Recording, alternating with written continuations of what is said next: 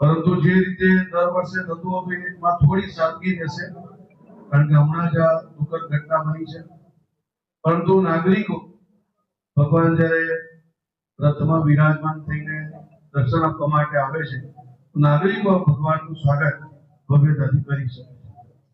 સાથે સાથે લગભગ 45,000 કિલો શીરાનો પ્રસાદ જે ચોખ્ખા ઘીમાંથી બનાવવામાં આવે છે એ પણ સૌ ભક્તોને આ રથયાત્રા દરમિયાન પ્રસાદ આપવામાં આવશે. આવી રથયાત્રાનો જે પ્રારંભ થતો હોય છે, આપ સૌ ખ્યાલ છે કે રેલવે સ્ટેશન ને આગળના પ્રાંગણથી શરૂ થઈને કાલાઘોડા સર્કલ, કોઠી 4 રસ્તા, જુબલી બાગ, ન્યાય મંદિર, મદન ઝાપા રોડ, કેવડા બાગ થઈને પોલો ગ્રાઉન્ડમાં એનું સમાપન થતું હોય છે. બપોરે 2:30 વાગે આ યાત્રા પ્રારંભ થશે. લગભગ રાત્રે 8 વાગે આનું પૂર્ણાહુતિ થશે.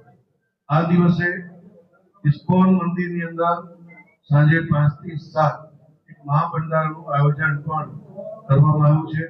તો સૌ ભાવિક ભક્તો આ ભંડારાનો લાભ લઈને પ્રસાદ સૌ ગ્રહણ કરે એવો પણ મંદિર તરફથી આગ્રહ છે.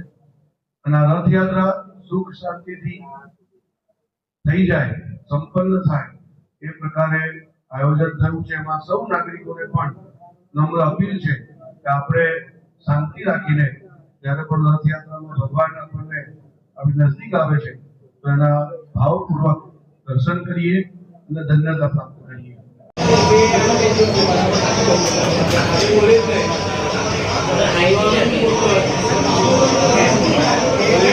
पटेल यशोदाबेन परमार, सत्यनारायण जी, आपको धन्यवाद। तो सर्वप्रथम मैं डॉक्टर साहब को विनती करूंगा कि कुछ चूंकि ये दोबारा जो घटना घटी अहमदाबाद में उसके संदर्भ में और उसके उपरांत पहले डॉक्टर साहब बोले।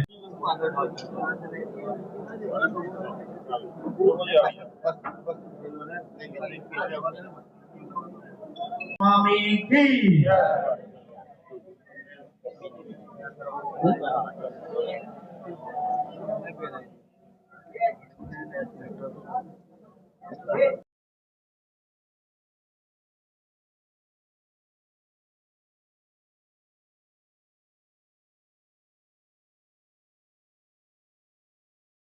पटेल यशोदाबेन परमार, सत्यनारायण जी, आपको धन्यवाद।